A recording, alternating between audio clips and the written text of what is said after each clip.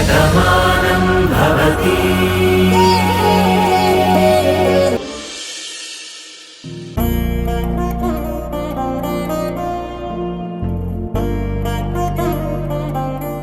ఊర్మిళ, అమ్మా, వాసు, అందరూ రండి. ఏంటయ్యా మనోహరు, ఏంటి నీ హడావిడి? కూర్చో ఊర్మిళ. అందరూ ఏం చేస్తున్నారమ్మా? ఏ పాటు తప్పినా సాపాటు తప్పదు కదా. ఊర్మిళ గ్రూప్ ఆఫ్ కంపెనీ తరపున ఆ కంపెనీ CFO అయిన భానుమతి గారు మాట్లాడతారు. Best of luck Banu. ఎక్కడా తడబడకుండా ఫైల్ చూసి మాట్లాడు.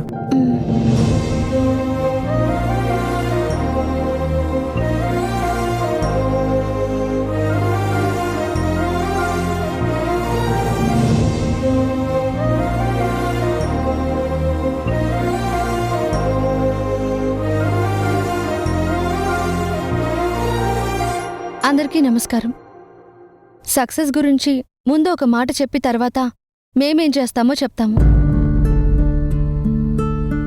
There are no secrets to success. This is the result of preparation, hard work and learning from failure. మనం ఓటమిలో చవిచూసిన అనుభవాలను బట్టి కొత్త గుణపాఠాలు నేర్చుకుని కఠోర శ్రమ చేస్తే విజయం దానంతట అదే వస్తుంది. ఇంకా బిజినెస్ పరంగా వస్తే never start a business just to make money. Start a business to make difference. వ్యాపారం చేసేది లాభాల కోసమే కాదు. ఒక కొత్త ధనాన్ని అందరికీ పరిచయం చేయాలంటే ఎవరూ ఊహించని విధంగా మనం ఆలోచించాలి. దానికొక చిన్న ఉదాహరణ. బొంబాయి మురికివాడల్లో ఒక మహిళ తన తాగుబోతు భర్త సంపాదన మీద ఆధారపడి బతికేది. దాంతో తన పిల్లలని పోషించుకోవడం కూడా చాలా భారంగా మారింది. అప్పుడే తనకు నిర్ణయం తీసుకుని భర్త మీద ఆధారపడకుండా తన కాళ్ల మీద నిలబడాలి అనుకుంది. చదువులేని ఆవిడికి ఏం చేయాలో తెలియదు. తనకి తెలిసిన విషయం అప్పడాలు చేయడం మాత్రమే. మెడలో పుస్తలమ్మి అప్పడాలు చేసి చుట్టుపక్కల వాళ్ళకి అప్పడాలు అమ్మడం ప్రారంభించింది. అవి తిన్నవాళ్లు బావున్నాయని ఎక్కువ మోతాదులో కొనడం మొదలుపెట్టారు.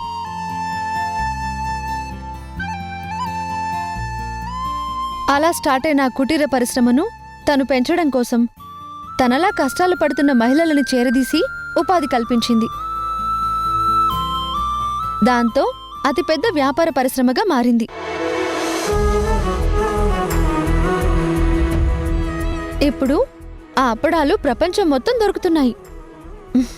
ఒక చదువురాని స్త్రీమూర్తి తను సాధించిన విజయానికి చిహ్నమిది.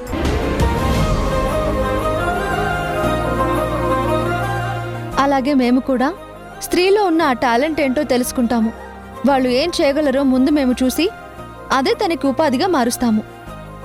ఆ స్త్రీలందరినీ ఒక చోటుకి తీసుకొచ్చి వాళ్ళు చేసే ప్రాజెక్ట్స్ మేము స్పాన్సర్ చేస్తాము. మా బ్రాండ్ వాళ్లకు ఉపయోగపడుతుంది. వాళ్లల్లో నైపుణ్యమే వాళ్ళకి తృప్తిగా మారుతుంది.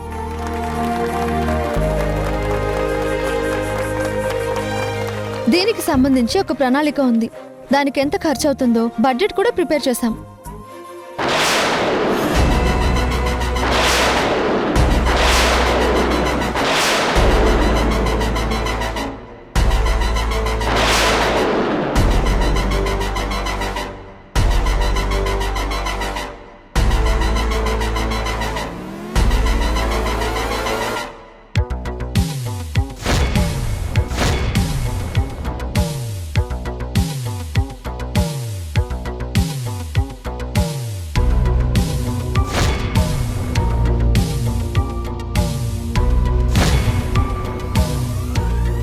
భాను, దెబ్బ ఆదర్స్ కదూ.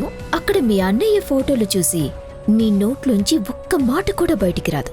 ఇంతవరకు నువ్వు చేసిన ప్రయత్నం మొత్తం బూడిదలో పోసిన పన్నీరవుతుంది. ఆంటీకి ఇంతకన్నా పెద్ద అవమానం ఏముంది? ఇంకావిడ ఈ జన్మలో నిన్ను క్షమించరు. అది యాక్చువల్లీ ఏమైంది బాను? మాట్లాడు. చిలకలా ఇంతవరకు బాగానే మాట్లాడావు కదే ఇప్పుడేంటి కరెంట్ షాక్ కొట్టిన కాకిలా అలా ఉండిపోయావు మాట్లాడవే అబ్బా మాట్లాడు. అమ్మమ్మ మనం లైవ్ టెలికాస్ట్ చూస్తున్నాం. ఇక్కడ నువ్వేమన్నా సరే అక్కడ భానుకు వినిపించదు.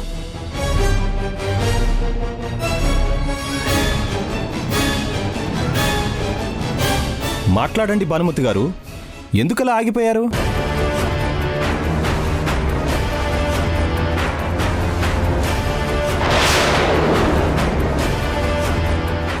Okay Banu, I will explain the budget. ఆగండి, ఈ కంపెనీ సిఎఫ్ఓ నేను కదా, నన్ను మాట్లాడమని కదా పంపించారు. మొత్తం నేనే చెప్తాను. ప్లీజ్. అది కాదు బాను. చెప్పాను కదా.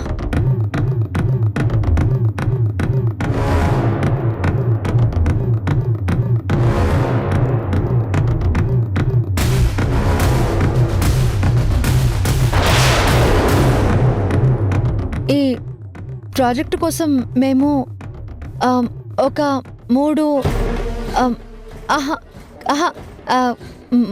కోట్లు సిద్ధం చేసుకున్నాం. ముందు దాంతో ఎవరి దగ్గర ఏముంది అదే టాలెంట్ తెలుసుకుంటాం. మిగిలిన డబ్బుతో కంపెనీని ఎలా ప్లాన్ చేయాలో స్టార్ట్ చేస్తాం. కాదు, స్టార్ట్ చేయాలో ప్లాన్ చేస్తాం.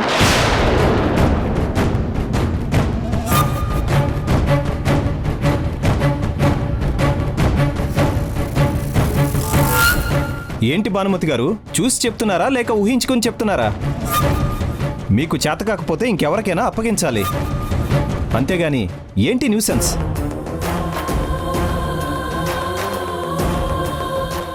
ఈ ప్రాజెక్టు మేము బాగా చేయగలం. మమ్మల్ని నమ్మండి.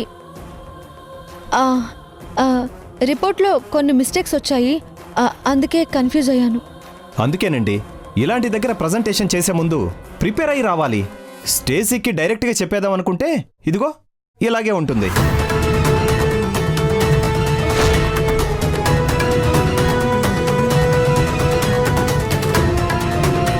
Okay madam, please.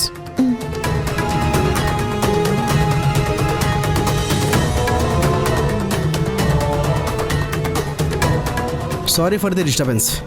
ఊర్మిళాదేవి గారి కంపెనీ నుంచి ఇలాంటి ప్రెజెంటేషన్ ఎవరు ఊహించలేదు.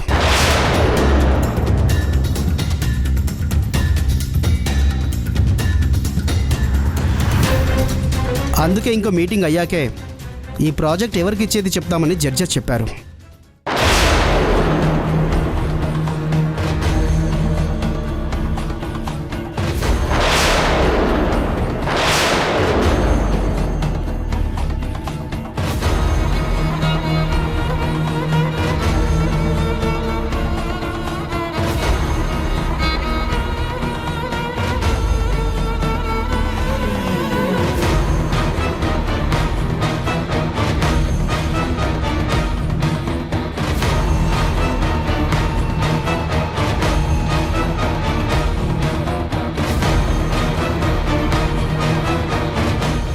ఇంకెందుకండి ఆ లైవ్ ఆఫ్ చేయండి.